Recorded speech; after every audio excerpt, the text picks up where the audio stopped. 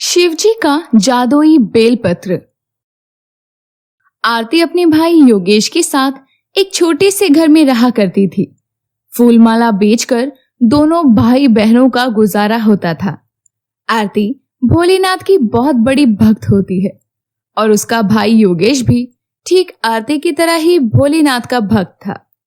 एक दिन आरती अपने भाई के पास जाती है और बोलती है, भाई, इस बार भी सावन में तू कावड़ लेके जा रहा है ना? इसमें कोई पूछने की क्या बात है? अरे हम लोग सावन आने का ही तो इंतजार करते हैं और अब सावन आने वाला है। लेकिन क्या भाई? सावन के समय मैं तो कावड़ लेकर चला जाता हूँ, लेकिन यहाँ पर बहुत काम हो जाता है जो तुझे सब अकेले ही करना पड़ता है ना। तो क्या हुआ भाई, अब हम दोनों ही तो एक दूसरे के लिए हैं, तो हमें तो ये सब करना ही होगा ना। मुझे इसमें कोई परेशानी नहीं है, फिर तुझे क्यों है? हाँ, मुझे तुम पर पूरा भरोसा है कि तुम सब कुछ बहुत अच्छे से संभाल लोगी।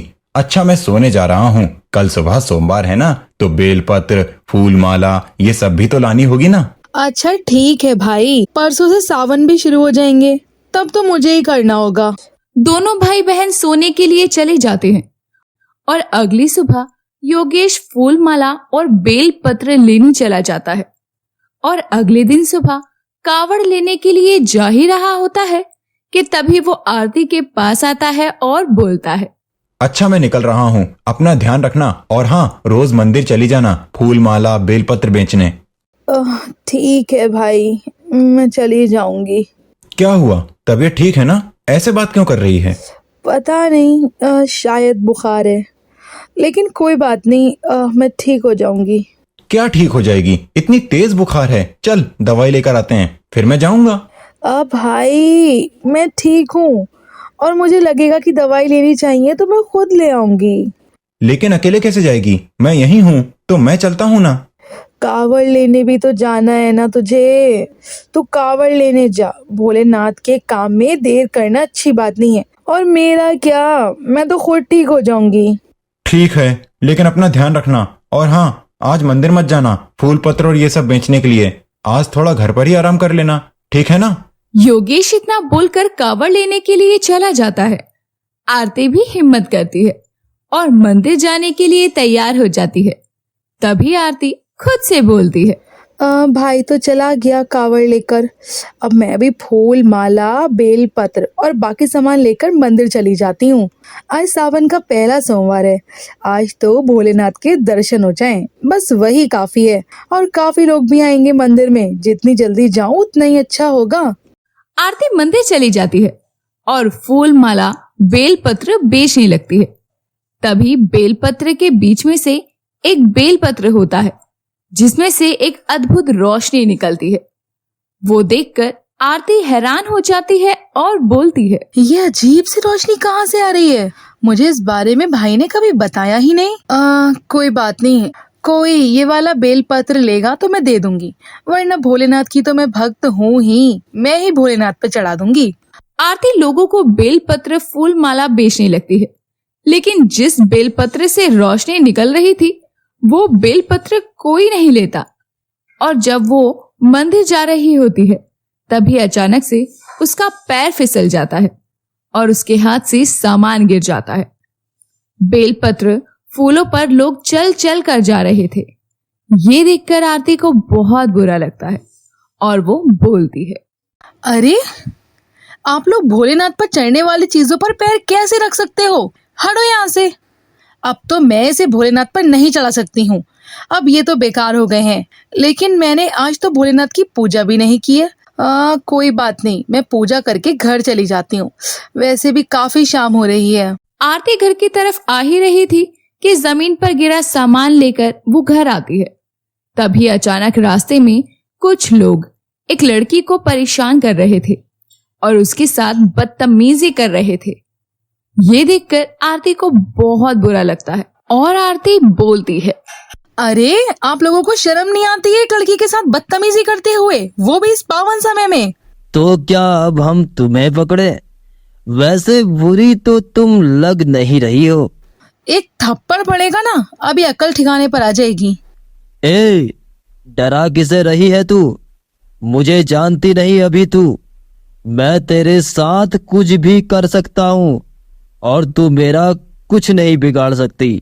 आई बात समझ में? और तू ना मुझे भी नहीं जानता है। इस लड़की को तूने अब जरा भी परेशान किया ना तो अब तेरा वो हाल करूंगी कि तू खुद भी कभी आंख उठा के देखने के लायक नहीं बचेगा। तू मेरे आगे जुबान चला रही है। रुक, अभी तुझे सबक सिखाते हैं। वो लड़के उस लड़की को छोड़कर अब आरती को पकड़ने लगते हैं। तुझे उस लड़की के लिए बड़ी दया आ रही थी ना, चल हमने उसे छोड़ दिया और अब तुझे ही पकड़ लेते हैं। आखिर तेरा भी तो मन कर रहा होगा ना। आ, पास आ। मेरे पास ना आने की हिम्मत भी मत करना। अगर मेरे पास आए तो मैं चीख कर सबको बुला लूंगी। कोई बात नहीं, जितना चीखना है चीख। यहाँ कोई नहीं आने वाला है तुझे बचाने। वो आदमी आरती के पास बढ़ ही रहा था कि तभी आरती एक जोर का थप्पड़ मारती है। मुझे किसी की मदद की जरूरत भी नहीं है। मैं तुम जैसे लोगों से ना खुद ही निपट सकती हूँ। एक थप्पड़ में अकल आ गई या फिर 4-5 और लगाऊं गाल पे। तूने मेरे ऊपर हाथ उठाया, ये तेरी जिंदगी की सबसे बड़ी गलती है। अब देख तेरा क्या करता हूं मैं। वो आदमी आरती की चुन्नी खींच लेता है और तभी उसके हाथ में रखे बेलपत्र से आवाज आती है। आरती। ए, ये आवाज कहाँ से आ रही है? बोल, यहाँ तेरे साथ और कौन है? बोल जल्दी। इस बेल पत्र में से पहले रोशनी आ रही थी और अब आवाज कैसे आ रही है? ये कोई शिव जी का जादुई बेल पत्र तो नहीं? आरती, तुमने सही पहचाना, ये शिव जी का जादुई बेलपत्र है। ये तू किसे बात कर रही है? और यहाँ जो कोई भी है चुपचाप सामने आ जाए, वरना मैं ढूंढने पे आया तो कुत्ते की मौत मारूंगा तुझे। मुझे बचाओ। तू इस बेल पत्र से बात कर रही है? तेरा दिमाग फिर गया है क्या? रुक, पहले इस बेल पत्र को ही यहाँ से फेंकता हूँ, फिर तेरा हिसाब करता हूँ। वो जैसे ही उस बेलपत्र को छूता है तो उसे एक झटका लगता है। इसमें से झटका कैसे लगा? ये झटका तेरे कर्मों का ही है जो तुझे लगा है। मुझे बचा लीजिए। ये लोग मुझे बहुत परेशान कर रहे हैं, ऊपर से मेरे साथ जबरदस्ती करना चाहते हैं। तुम परेशान मत हो। जब जब किसी इंसान के साथ कोई बुरा करना चाहता है तो खुद उसके साथ ही बुरा होता है। बेलपत्र के जादू से वो आदमी हवा में उड़ने लगता है और ये देखकर उसके बाकी दोस्त भाग जाते हैं और आदमी कहता है, मुझे माफ कर दो, मुझसे गलती हो गई। मैं आज के बाद दूसरे की बहन बेटी तो क्या, अपनी बहन बेटी को भी नजर उठाकर नहीं देखूंगा। मुझे माफ कर दो। जो पुरुष स्त्री का सम्मान नहीं करता उसके जीने का कोई सार ही नहीं। एक तेज रोशनी के साथ ही वो आदमी राख में बदल जाता है और ये देखकर आरती कहती है, आपका बहुत बहुत शुक्रिया। आज अगर ये शिव जी की जादुई बेल पत्र मेरी मदद के लिए नहीं आता तो शायद मेरे साथ पता नहीं क्या हो चुका होता। मैं यहाँ आया नहीं, तुम्हारे द्वारा ही लाया गया हूँ। तुम मुझे यहाँ खुद लाई हो। शिव जी पर नीचे गिरा हुआ बेलपत्र नहीं चढ़ाती, यहाँ तक कि बाकी लोगों को बेलपत्र चढ़ाने से मना भी किया।